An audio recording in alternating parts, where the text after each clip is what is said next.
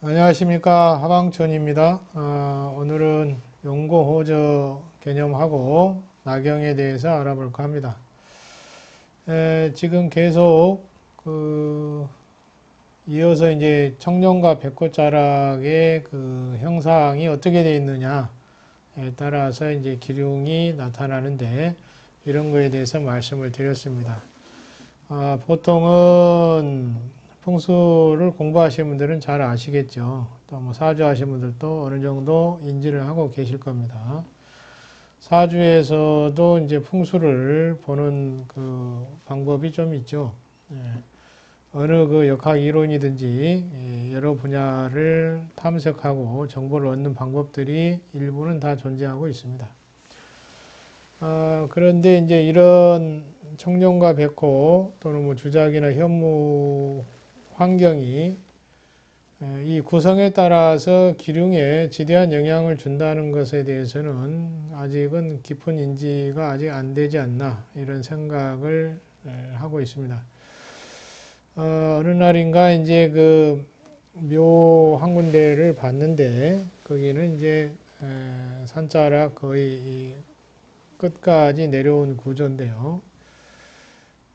보통은 이제 산자락이 이제 끝나는 지점에 묘를 쓰거나 이런 경우가 많은데, 그런 경우는 이제 가서 봤던 경우는 그렇지가 않았습니다.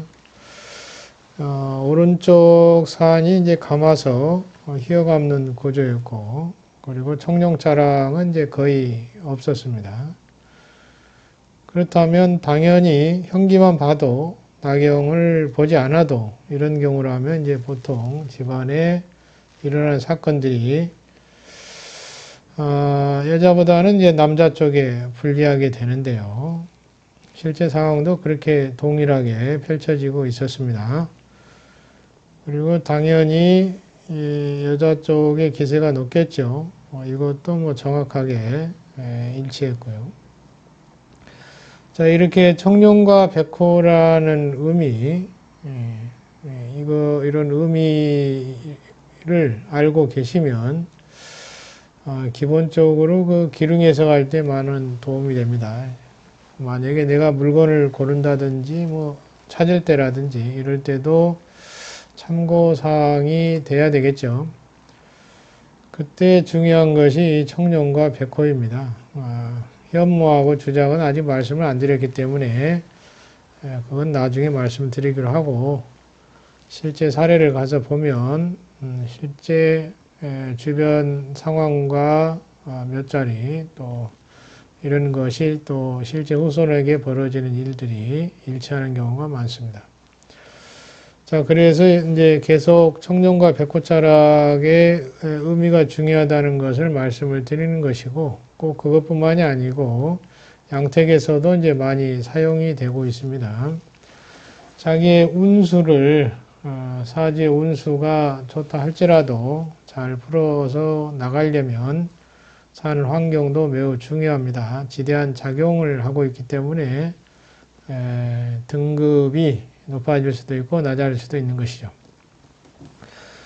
자, 오늘은 그래서 용고, 청룡자락이 높고 백호자락이 낮은 경우를 이제 상정할 때 용고호저라고 합니다. 청룡자락과 백호자락은 뭐 대등한 관계를 형성하고 있으면 좋겠죠. 균형을 달성할 수 있는 것, 조화를 이룰 수 있는 구조이면 뭐 괜찮은 구조라고 볼 수 있습니다. 꼭 청룡이 높고 백호가 낮아야 되는 것은 아닙니다.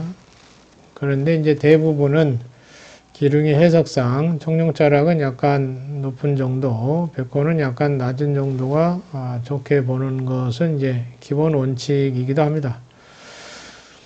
여기서는 이제 높다, 낮다 이렇게 돼 있는데 다양한 형태가 나올 수 있겠죠. 높은 정도가 상당히 높은지 또는 상당히 낮은지 여기에 따라서도 뭐 기륭은 달라지게 됩니다. 그래서 적당한 높이와 적당한 낮음 뭐 이런 게 잘 어울려야 되는데 그렇지 못한 경우가 있죠. 또 하나는 옆에 건물과 떨어져 있는 경우가 있고 그렇지 않은 경우가 있습니다. 그래서 떨어진 경우와 떨어지지 않은 경우는 또 풍력의 작용이 있기 때문에 기륭은 또 전혀 달라지게 되고요. 또 더 들어가서 뭐 이것이 또 전부는 아닌데 이것이 또 전부인 양 떠들면 안 되겠죠. 실제는 이제 건물의 자양도 중요하고 또 내부의 배치도 형상부터 시작해서 이기적으로 배합이 맞느냐 이것도 중요하겠죠.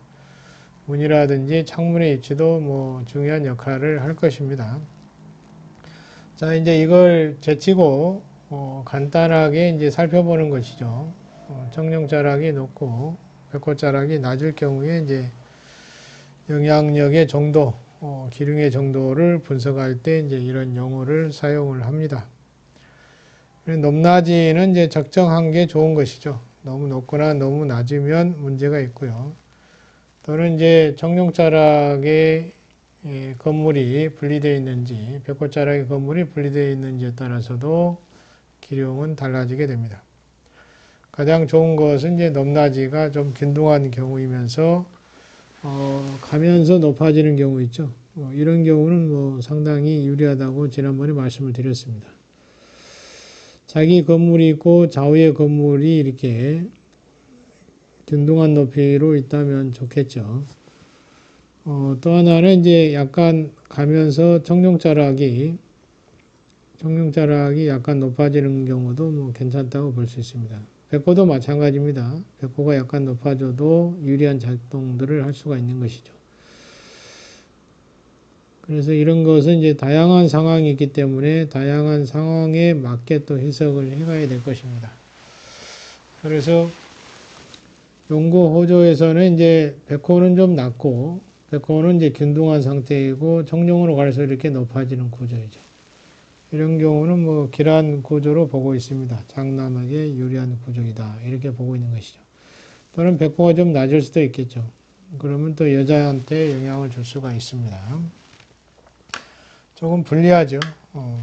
그리고 이제 건물이 좌우로 몇 채가 있느냐. 이것도 뭐 에너지의 향방에 영향을 미치기 때문에 잘 살펴야 될 것입니다. 자, 개념 이해가 먼저이기 때문에 용고호저가 무슨 뜻인지 이해할 수 있도록 오늘 지금 설명을 드렸습니다. 청룡자락이 좀 높아지고 백호자락이 좀 낮아지는 경우를 상정한 것이다 라고 보시면 될 것 같습니다. 자, 두 번째로 나경은 풍수 길상물로도 사용이 됩니다. 청량 도구이지만 풍수사에게서는 없어서는 안 될 도구 중에 하나입니다. 요즘은 이제 연구가 많이 되어서 청량하기 좋도록 나경뿐만이 아니라 나경 받침대, 나경의를 두어서 이제 만들어서 사용을 하는 경우도 많습니다. 요즘 또 전자 레이저기가 많이 발달하면서 나경에 레이저기가 도입이 됐어요. 그래서 방향이라든지 측량할 때 아주 편리하게 사용할 수 있습니다. 저도 직접 사용해 보니까 혼자 가서 할 때는 매우 편하게 작업을 할 수가 있었습니다. 여기서는 이제 작은 나경을 풍수 길상물로 사용하는 경우인데요. 나경 안에는 뭐 천간, 지지, 선 1008개, 후 1008개 또는 이제 64개, 384호, 28수 등 여러 가지가 들어가 있습니다. 여기에는 방금 말씀드린 것에는 모두 음양오행이 존재하기 때문에 음양오행으로 목화토금수로 이렇게 돌아가는 순환의 구조가 잘 어울려져 있는 것이죠. 그래서 주변에 탁한 기운이 있어도 주변에 탁한 기운을 정화할 수 있다고 보는 것입니다. 그래서 문장에서도 나경은 자장이라든지 음령, 안 좋은 자장을 화해해 준다는 것이겠죠. 음령, 기매, 귀신 등을 풀어준다. 풀어준다는 게 나경을 푼다는 얘기가 아니고 나쁜 기운을 풀어준다는 얘기입니다. 문장이 좀 빠졌네요. 태군을 평안하게 하며 집안의 운수를 큰 사고 없이 지나갈 수 있게 해주며 또는 재난과 액난이 있으면 이런 것도 미리 방어해주는 역할을 한다. 자장을 정화해주면 그게 가능할 수 있겠죠. 그래서 이제 뭐 신단을 설치하는 것이 뭐 중국이라든지 이런 곳은 많기 때문에 향로 안에 설치하기도 하고요. 또는 그 현무방이니까 신단 뒤쪽에 설치하기도 합니다. 이렇게 해서 사용을 하는 경우가 있습니다. 그런데 뭐 꼭 그렇게 하실 필요는 없고요. 살기가 있는 쪽에 그 살방을 향해서 설치하시면 될 것 같아요. 그래서 화살작용을 하는데 진택작용을 하는 것으로 알려져 있습니다. 집에 음기가 너무 많거나 귀신이 보이거나 또는 어린애가 연고도 없이 울거나 악몽을 꾸거나 했을 때 이 나경을 설치하기도 합니다. 집안에 그 사방 있죠? 모서리 진 곳. 이런 곳에 설치를 합니다.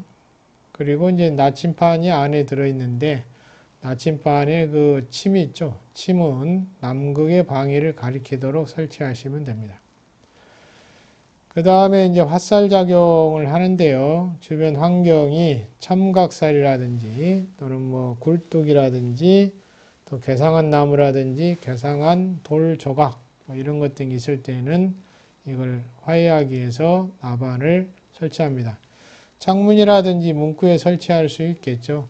거기에 갖다 설치하시면서 주변의 살기를 풀어줄 수는 있을 것입니다. 또는 뭐 요즘에는 그 취기작용을 한다라고 해서 새 집에 이사 들어가기 전에 나경 한 개를 가지고 먼저 가서 나경으로 이제 에너지를 모으는 작용을 이렇게 일으키도록 하는 경우가 있습니다. 거실 중앙에다가 이제 뭐 곡물을 좀 쌓아두고 그 위에 나반을 올려놓습니다. 그리고 나반도 네 모서리를 사각에 다 맞추고요. 이렇게 맞추고 자침도 남북으로 맞춰놓고 이렇게 상당한 기간 동안 방치를 해놓습니다. 이렇게 해서 이제 집안을 뭐 에너지를 모아서 집안에 새로운 기운이 오게 하고 깨끗한 기운이 뭉치게 하는 효과를 가져올 수 있다라고 해서 이 가볍게 이렇게 하는 경향도 있습니다. 그 다음에 뭐 초재작용도 하는 것으로 알려져 있는데요. 팔택파에서 이제 이런 방법을 사용하는데 생기방이라든지 뭐 보기방이라든지 길방에 설치하면 재물을 거두는 효과가 있다라고 보고 있습니다. 또는 뭐 나경을 조그맣게 만들어서 휴대하는 경우도 있고요. 또는 집안에 이제 삼쌀방이가 있죠. 삼쌀방이. 이 삼쌀을 화해하기 위해서도 이 나경을 설치하는 경우가 있습니다. 기본적으로 말씀드리면 집안에 살기가 없으면 자기 사지 운수에 따라서 좋은 일도 많이 발생할 수가 있습니다. 그래서 가급적이면 삼쌀을 화해시켜 주는 게 좋겠죠. 또 집안이 노충쌀을 갖고 있다. 도로에 상충하는 형상을 갖고 있어서 불리하다면 가족들에게 이제 사고라든지 심하면 뭐 다쳐서 누울 수도 있겠죠. 이런 경우는 나반으로 화해할 수 있습니다. 자, 이렇게 여러 가지 방 안에 사용이 되고 있는 것이 나경 풍수 길상물입니다. 뭐 다른데 뭐 다른 목적을 도모하기 위해서 설치하는 경우도 있는데 요즘 너무 많이 얘기하니까 또 혼동이 올 수 있습니다. 조금만 얘기하겠습니다. 자, 어찌됐든 이런 곳에 사용을 하고 있다는 것입니다. 그래서 나경도 길상물 중에 하나로 볼 수 있다는 점 말씀을 드립니다. 참고로 이제 그 풍수용품 판매하는 곳에 가시면 이런 나경도 있습니다. 나경. 집안을 제어하는 용도로 청량도 할 수 있지만 집안의 살기를 제어하는 용도로 사용을 하고 있습니다. 또 비성파에서는 또 중요하게 사용하는 방법, 사용하는 또 곳이 있죠. 그래서 뭐 당쌀 밑에 또 문장 이어져 있죠. 집안의 운을 변화시킨다 또는 살기, 형살에 살기가 있으면 살기방을 향해서 걸어준다. 방법까지 이렇게 일러놨습니다. 자, 오늘은 가볍게 용고호조 형가풍수에서 말하는 용고호저의 개념과 낙영풍수, 길상물에 대해서 알아봤습니다. 자, 한번 듣고 또 집안의 환경을 조정하시려면 한번 또 해보시는 것도 좋겠죠. 자, 오늘은 여기까지 하겠습니다. 수고하셨습니다.